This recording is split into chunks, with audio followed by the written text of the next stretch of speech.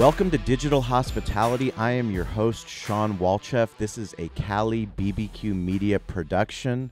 Today we are recording from iHeart Studios, which is very cool for me because this is where our restaurant began our media career, so to speak. We started coming up here back when it was Clear Channel, and it was Rock 105.3, and we started doing radio promotions with Mikey and the show. And today we have a good friend, somebody that I feel like I've known for a decade, but I guess we've only known each other for less than a year.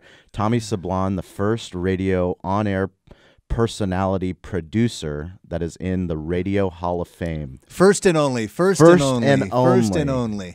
And radio's been on for a very long time. Radio has been from Bob Hope to Red Buttons and Burns and Allen to, Casey Kasem, the first and only. And I say that with a lot of pride. You should, because even though it's first and only and radio's been around for so long, there's less than 300 individuals in the Radio Hall of Fame. Wow. I didn't know Less than that. 300. I didn't know that. And Howard Stern is included among those. Yeah. So you're in amongst legends. Oh, yeah. And Ryan Seacrest just got indicted. Inducted. I'm assuming Casey Kasem is probably in there. He's there.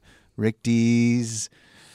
You know who's not in there? And I'm kind of surprised and should be because he's my radio hero, Shotgun Tom Kelly. Really? Yeah, Shotgun Tom isn't in. He has a star on the Hollywood Walk of Fame, but he's not in the Radio Hall of Fame, which is not right.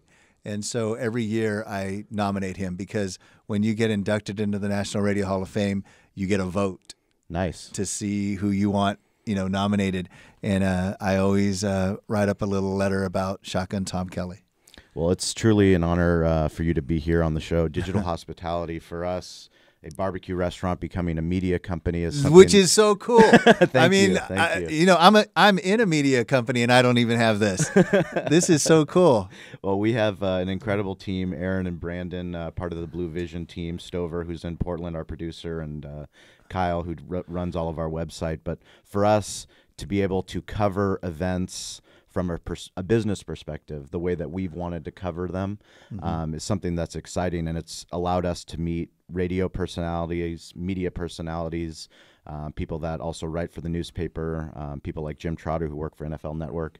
And for us, it's been something that not only can we share what we're doing, but we can also share that through podcasts, through YouTube, with other business owners all over the globe. You're doing it right. I think there's no one that does it better than you. I mean, thank you. That's a huge compliment. Your social media awareness is better than a lot of morning shows, a lot of radio stations that I know of. So whatever you're doing, keep doing it. Well, I appreciate that. And a lot of it, too, is not just about the social media presence because, yes, you have to be on Instagram. You have to be on Facebook. You have to be on Yelp. And every the Twitter, day, and the Twitter. You have to feed the internet, but you also have to own your own content. Yes. And owning your own content, living within your own website, those are things that always excite us and allow us to meet people like you. And like I said, we've only known each other for less than a year, but just in that short amount of time, we've developed a friendship, and I've got to watch you work. Oh, yeah. And, working at KUSI and what you do to produce the weekend show there, it's very impressive. I mean, how has your transition from radio also to television been? Well, yes, I do both radio and television, and it's the same. It's one and the same. For some reason, they asked me to be part of KUSI's team to get better guests and help for produce. Some reason, for your Hall of Fame reason. No, but the reason why is because I've been in San Diego all my life. I was on a morning radio show for just about 30 years with the Jeff and Jerry Show. We made it into the Hall of Fame, yes, but it has also given me the wisdom and the relationships to be able to book guests pretty. Now I don't want to say the word easily, but I can do it. I do it well, and it's because of relationships. Now, to be a successful business, it is about relationships. Just like you're a successful, barbecue place, Cali Comfort Barbecue. You're successful, yes, because of your food's great, but you're also successful because of relationships. And for any business, for any company, you can be a success if you just build those relationships. I truly mean that, and because I did for so long, that's why I book, pretty good guests at KUSI. Well, it's not only the phenomenal guest, but I love to hear the backstory to little Tommy, and kind of because everybody has that jumping off the cliff where they find their passion and what they want to do in life. And I know you have a unique story of how you got into radio. Yeah, I was, I graduated high school 1982. High school was the best 6 years of my life. And 6 years? No, just kidding. But I graduated June 1982. And somewhere right before graduation, I was ditching school. I had a guitar in one hand and Caroline Silva, this girl that I was seeing, in the other. And we were ditching school, 11:30 a.m. And as we were leaving, campus, my counselor, Charles Dappert, said, "Hey, Tommy, instead of, influencing Caroline to do, something bad and ditch school, and since you like good music, since you have a guitar, why don't you go into the career day in the auditorium right now and listen to a guy named Jonathan Lang talk about radio." He goes, "Don't ditch school. Don't ditch school. You're not in trouble, but go listen to him since you like music." So I went in there, and Jonathan Lang from KBEST 95 was presenting a career in radio, and he had a trivia contest about music from, Beatles and Rolling Stones. And so I knew the answers before he finished the question, and because of that, he got a kick out of me, and he invited me to the radio station the very next day. And, I grew up, born and raised in Chula Vista, raised by a single mom. So from Chula Vista to Claremont Mesa Boulevard was like going to Disneyland. It was like, well, I'd never been up this way. I mean, I was just a, poor kid from Chula Vista. But I remember my mom drove me in a 1977 Ford Maverick and took me to the radio station. I got a tour, and I've been there ever since. That's incredible. And I didn't realize this until decades later, because I was raised by, single mom, and, we weren't rich, that Charles Dappert, my counselor, and Jonathan Lang, they gave a kid a break. They gave a kid a break to have a job opportunity. Because back then in 1982, today, 2019, kindergartners raise their hand. I'm going to go to college. We teach kids today, hey, go to college, go to college, go to college. Back then, where I'm from, it was just finish high school. Mm-hmm. Finish high school and go get a job, or get a job during high school and maybe even quit school. I mean, that's what our mind was thinking. And so Charles Dappert and Jonathan Lang gave me a break, and I didn't know that until years later, until I thought about life and said, you know what, those guys gave a poor little kid a break. And I mentioned that story, in every speech I do. Yeah, I think that's very important, and a lot of children grow up without father figures. My father, I never met him when I was 6 months old. I was actually fortunate the way that my life turned out, that my grandfather told my mom to move back from Colorado to San Diego so he could help raise me, and it was the greatest gift I could ever have gotten, because he became my father. Yes. He raised me in a life of privilege in La Jolla, Wow. afforded me to be able to go to schools like Bishop's and University of San Diego. But for me, not having that father figure is something that I know is very difficult. And I know you had, especially as a single, you talk about your mom being struggling and having brothers also. Oh, yeah. I was raised by a single mom. Her name was Rosa. She's in heaven now. But as I was a kid, I had two brothers, older brothers, who were heroin addicts. And, I don't know why they did it around me. It was the 70s, and I've seen it all. I've seen everything you can imagine that you see in movies. My brothers were junkies, but I loved them, and they were good people. That's why today, in middle to upper class neighborhoods, Rancho Penasquitos, Rancho Bernardo, Poway, Rancho Santa Fe, all those areas, there's people, well-to-do families that have a kid that's strung out by way of prescription drugs, by way of Oxycontin, and then those kids saying, hey, wait, I can get heroin. It does the same thing, and it's a little cheaper.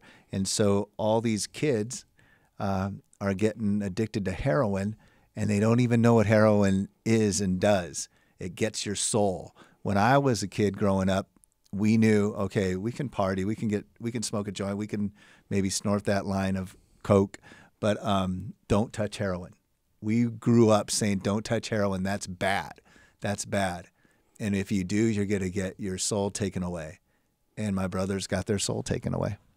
I'm so sorry that happened, but I also appreciate your willingness to share that. Oh, yeah. I know that's something that's very, very deep for you emotionally. I speak at Juvenile Hall. I've done a TED Talk at Donovan Prison where, there were famous, the Menendez brothers were there.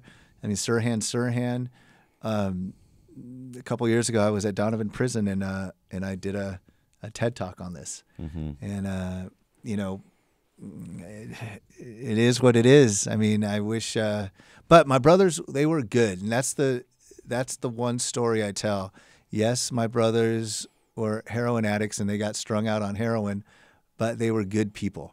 And that's the message I tell. And that's why I'm believed when I talk to kids at juvie or families that, I've been there and I've seen it.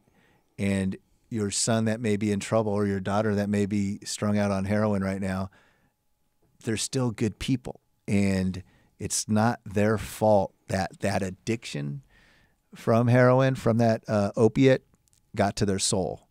I don't know if you know this, but even pharmacy robberies, they've gone up in areas like Rancho Bernardo. They've gone up in areas like, Rancho Penasquitos and Poway. And it's not hoodlum crooks, bad guys that wanted to just get it's these middle to upper class kids that need it, and so they break into pharmacies, and that's why the rise of pharmacy robberies are happening. How do you think you were able to avoid with your big brothers, your idols? How were you able to avoid going down their path? Well, I through the years, as I was being mad at my brothers for being heroin addicts and, not working and just making my mom sad, as I was so upset about them doing heroin, I was snorting crystal, snorting cocaine, and doing that. But in my mind at that time, it was okay because in the 70s and 80s, it was kind of accepted. And so I was the white sheep of the family as I'm yelling at my brothers, but doing cocaine. And I was a hypocrite, but I didn't know it because it was society and stuff. So, I've never done heroin, but I know all about it. But yes, I'm no saint. And I grew up in the 70s, grew up in the 80s. I thought I was a rock star, and I thought my idol was Eddie Van Halen. So whatever Eddie Van Halen did, I did. And he was into Jack Daniels, into cocaine, and so was I. But I'm 12 years clean. I didn't have any. They call it low. It's called a low bottom. I didn't bottom out and go to jail or anything, but I did bottom out by just realizing, hey, you know what, Tommy, you have 2 kids, and from time to time you're snorting coke. You may want to quit, and so I did. So I debate with myself if I was addicted or not. But I remember someone at McAllister Institute asked me, they go, hey, when's the first time you did a line of cocaine? And I said, I was 14. They go, how old are you now? At the time, I was like, 42 or so. And they said, well, there's your answer. I didn't do it every day, but I did it every year. Yeah. But I don't anymore. And sobriety is a great thing if you want it. I appreciate that because I think it's one of the things that's always very difficult for people to share and people to talk about. And I know myself being an alcoholic bar owner that's been in recovery for over 7 years. I've been sober for 7 years. And I wouldn't have been able to make those steps if it wasn't for my uncle, who was an alcoholic, but he found AA and he found a program that worked for him, but he never pushed it upon us, even though we have my brothers are alcoholics, my cousins. I mean, there's alcoholism that runs deep in our family, and he just lived his life and his life got better. And by me watching him from the outside, I knew yeah. that I had to change if I was going to continue to run our barbecue restaurant and sports bar. And I really appreciate you for taking the courage to share that, Oh, yeah. not just with, when you go and give those TED Talks, but also with, our listeners as well. And my brother Ray passed away March 18th, 2004. Yes, he was a lifelong heroin addict, but he did get clean those last, 3 or 4 years, and maybe even longer, last 7 years. He got clean from 1997 to 2004. My brother was back, and I had my big brother back. He stopped using. It's a miracle, because they say, once you're on heroin, you can't get off. It's like, you may have heard the term monkey on your back. With heroin, you have Godzilla on your back. Wow. And my brothers did. And for so long, I thought it was impossible for Ray or Frank to get clean, but Ray got clean at the end. But it took the death of Frank, who passed away December 5th, 1997, for Ray to get clean. And he felt guilty about Frank dying. And Frank was trying to get clean, but he passed away. And then that changed Ray's life. And, Ray was an inspiration to many. He got a lot of people off. But as I think back to that day on March 18th, 2004, when they said, "Hey, Tommy, your brother's sick. You need to go to the hospital." I remember going to the hospital, and I remember there was my brother in the bed. We're all surrounding him. And I said to myself, "Please don't go. Please don't go." And I didn't want to hear that sound, the straight. I didn't want to see that straight line in the monitor. And I was just telling him to please hold on, please hold on. And I was praying, just, "I love you, Ray, don't go." And then I heard that sound that you see in the movies, that sound that you hear. And I looked up and I saw the monitor, and it was a straight line, and my brother was gone. But the beautiful part of that, is when I walked out of the hospital room, there was a long line of people from the hospital room to the exit, and it was a long line of people that Ray helped get clean. They were there to try to, not let Ray die, but Ray died. And when I walked out, I remember seeing all those people. There's people I even grew up with that I didn't know. My brother Ray knew from, Bobby, and then, seeing their faces, and they were the faces that Ray believed in, and they believed in Ray. So it was a beautiful thing when Ray passed away, because I saw love. And, Ray's body gave out, but he has given me words and wisdom. I've never read any books about heroin. I've never read any books about addiction, but I've lived it. And when I talk, people believe me, because they say I'm believable and can speak from the heart, because I lived it. Wow. Well, thank you for sharing that. I can't imagine the kind of feelings that you had back. It was 1997 you lost your first brother? Frank, yes. And then 2004 was the second. And that's really when Jeff and Jer started taking off. It was a huge, phenomenal #1 show success. Yeah, I mean, not to make light of it, but March 18th, 2004, when Ray passed away, the biggest thing in the world was William Hung. And the reason why I know that is because when Ray passed away, I hugged him, and all that was happening. I got a phone call because we were bringing William Hung to North County Fair, and we brought him in, and it was a huge deal at North County Fair when William Hung arrived. When you see footage of William Hung arriving on March 18th, 2004 at North County Fair, it was like the Beatles. It was like the Beatles footage you see from 1964 arriving at JFK. That's what it was with William Hung on that day. March 18th, 2004, the biggest thing in the world was William Hung. And I'll always remember that. Well, I think it's kind of incredible, too, when you're talking about a #1 show that was #1 on multiple radio stations, which is, unprecedented. Yeah. That doesn't happen in the same market. But you guys were able to capture a cultural phenomenon, but connect in ways with listeners that hadn't really been done in San Diego. Can you tell about, what was the secret sauce to our that, listeners. to that team. The reason why the Jeff and Jerry Show was so successful was our relationship with listeners. Everything we are known for, everything people think of us for, it was listener related. From Becky's House, a shelter for domestic violence, to all the human flags we did. 1991 for Persian Gulf, 9/11 we did a human flag. The Chargers going to the Super Bowl in '95. All those events that we did when we raised $1 million for the fire victims. You raised $1 million in one day. In 3 hours. In 3 hours, $1 million. I mean, that for is the Red just Cross. Unbelievable. Yeah, for the Red Cross during a morning show. That is absolutely incredible. Yeah, and that's one of so many different things and impacts that you guys were able to make as a show. When we raised that $1 million that one day, I'll always remember we were at the sports arena parking lot, and people were giving us money for those fire victims, and there was this one dude that pulled up in a bicycle, and he had a bag, a paper sack, and he looked homeless, and we did verify that he actually was homeless, and he came up to us. He came up to a woman named Jeanette and said, "Hey, in this bag I have $80,000." And it was this homeless dude had $80,000 in a bag that he won at a Indian casino, and they said, "Tommy, can you come here to see this?" And so the dude wanted to give $80,000 to us.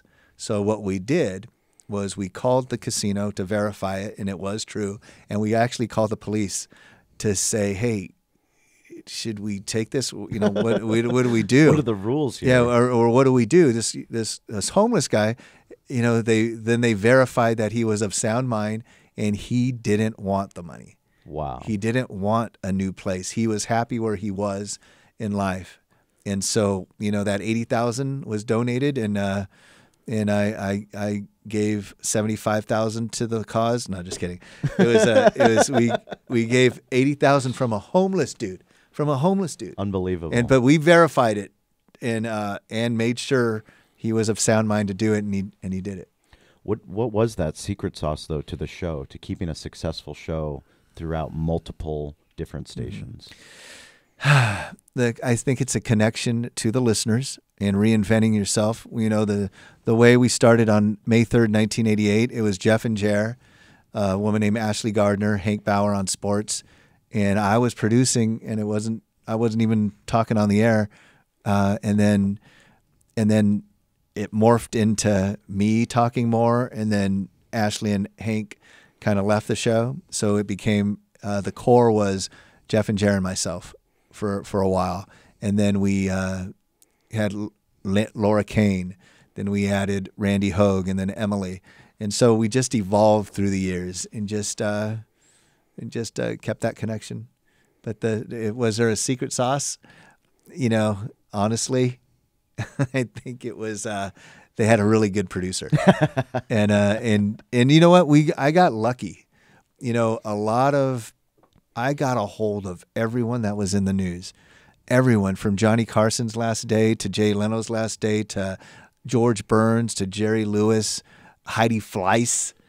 When something was huge in the news, for some reason I was really good. Even before the internet, I was really good at knowing how to find someone. And a lot of people tell you no?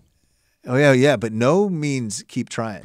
And I'm not kidding. Persistence. I tell kids that are coming up in radio, when you hear no, that just means, other than a woman, other than a person saying no, Correct. No means no for that. Correct. But if you're trying to do business with someone or trying to get an interview and someone says no, that just means go in again and ask a different way. But it's my opinion, no matter who you're asking, even if you're asking like Jennifer Aniston to come in and Tom Hanks, all those, A-list celebrities, they'll do it if they like you. They gotta like you. And I get a lot of people that say, "Yeah, but you're in San Diego. They want to come in San Diego. I'm in Boise, Idaho." Doesn't matter. If the publicist or celebrity likes you, they will. They'll hook you up. Absolutely. And I know that you found it very important to screen the calls yourself. Yeah. Why is that? Yeah, a lot of morning shows, it's about phone calls. Got to put phone calls on. You got to put listeners on. Why? And because it just people like to hear their voice on the air. No, not that. It's just the type of show we had. We were listener oriented, so we had a lot of phone calls, and a lot of shows that were similar to us would have their intern or someone with the least experience go. It was like, you're the intern. Okay, go do the phone calls. I always disagreed with that. The most experienced person, the one that understands the show, should be screening those phone calls. And so that's why I always kept that, and because I know when someone should go on the air. I also know how to screen them and prep them.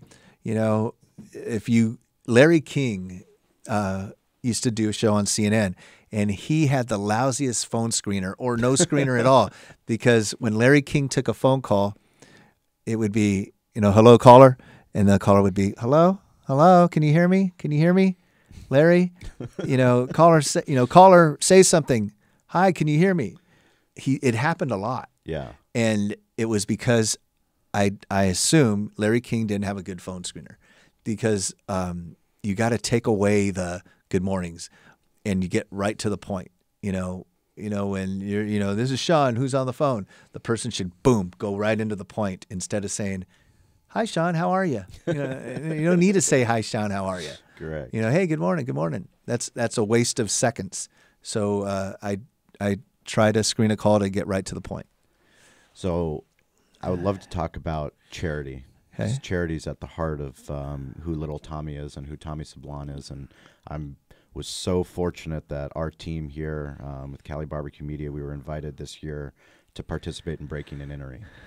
December 2nd, 2019. This was your 23rd? Yeah, 23rd, 1996. 24th one. 24th. Because you count 96. Correct, 24th. But the 23rd year. 24th, Breaking and Entering. Yeah. How did this Breaking and Entering, well, explain to the people that don't know. We will put the behind-the-scenes episode on our YouTube page. Breaking and Entering Christmas is about helping families in need.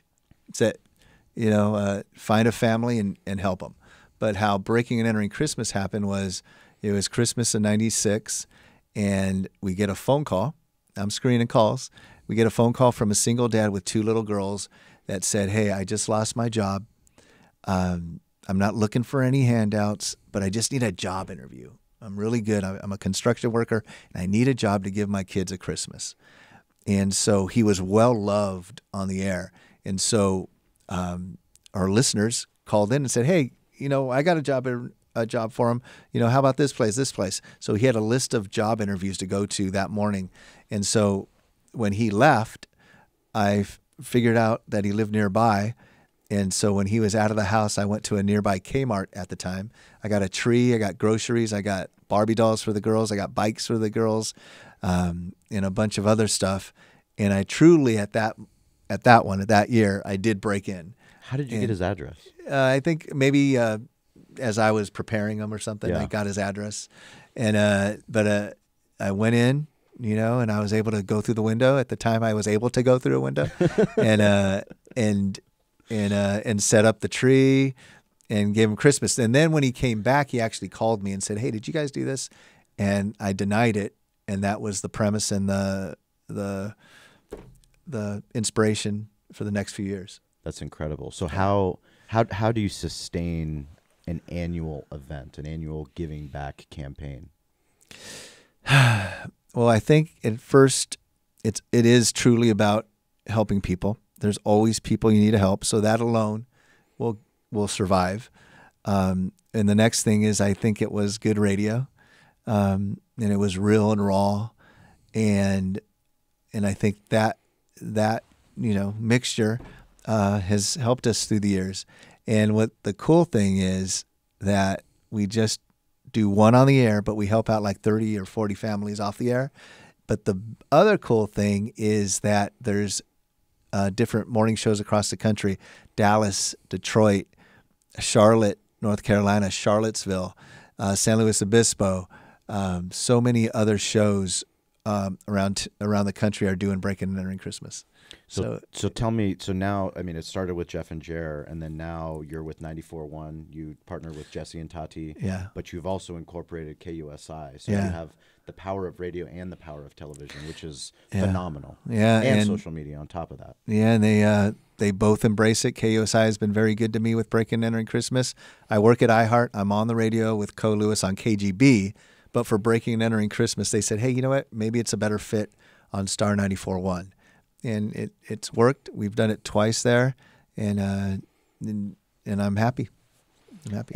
And bringing in partners, people like Jerome's, people like you, like us, like the Victor Lopez and his family from El Pollo Grill. I mean, they've been doing it for so long. And they're one of the people that take letters off the air, the ones that we don't help, and they help them themselves. And we got a lot of people that do that. Steve Finley, Steve Finley from the Padres. He helps out about 5 families every year, Countywide Mortgage, Victor Lopez and his family. That's the final phase of Breaking and Entering Christmas, the one we do on the air, and then immediately after that, that's when people call and say, "Hey, can I get a letter? Can I get a letter?" And that's a cool thing. What kind of legacy do you want to leave? Kind of legacy do I want to leave? I just want my I want my kids to carry on Breaking and Entering Christmas.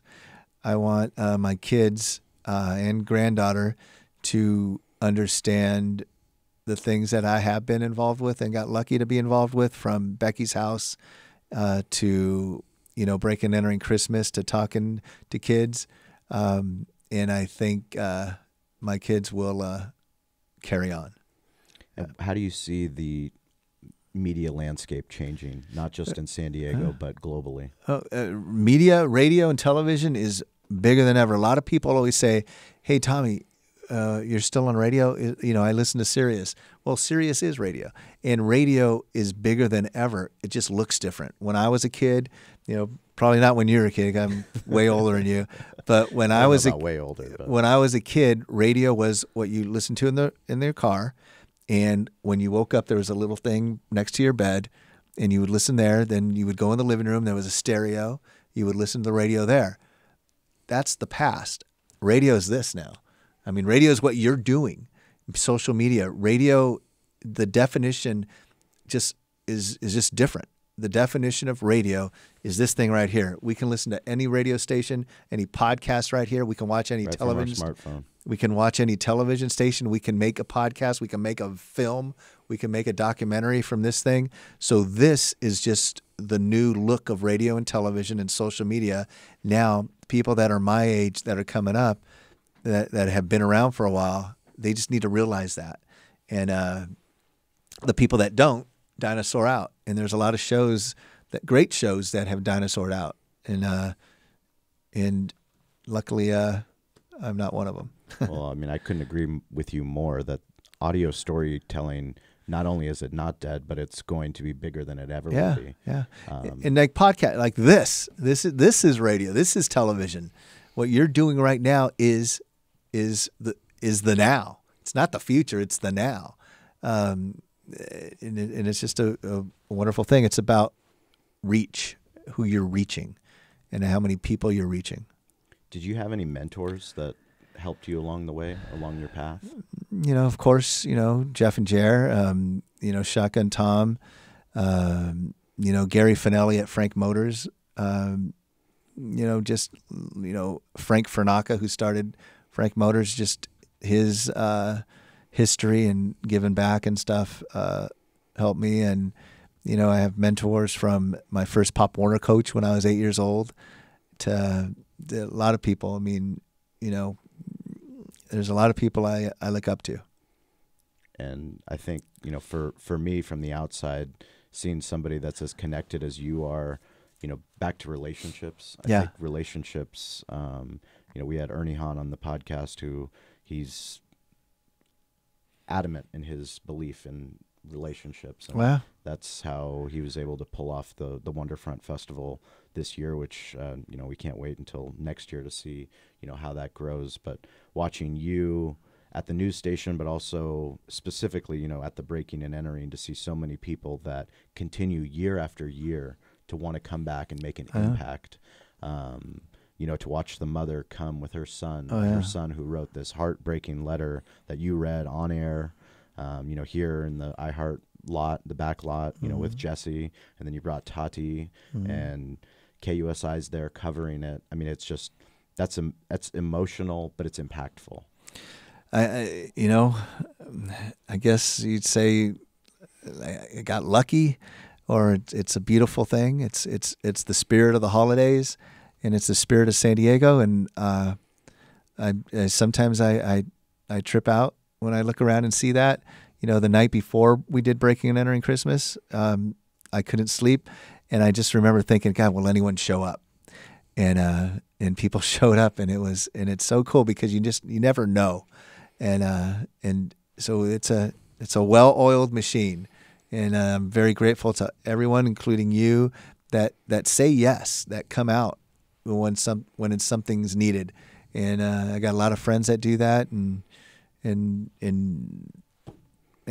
San Diego. I mean, it's a cool thing.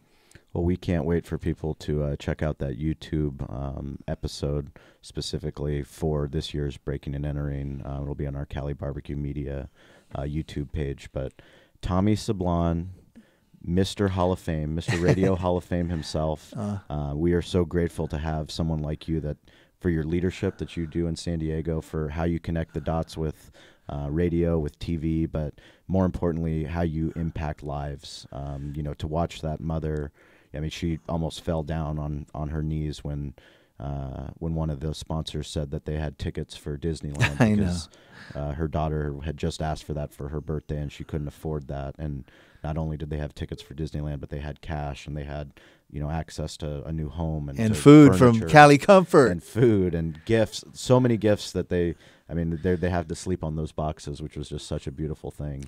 Yeah, and you know, I did follow up with them, and they're doing great, and you know, they're still in shock, and they're having a great holiday, and they are going through the process of, you know, I gave them an envelope full of phone numbers to help them get out of that situation, and it's looking like they're doing a lot of that stuff, and hopefully they will be in a wonderful home.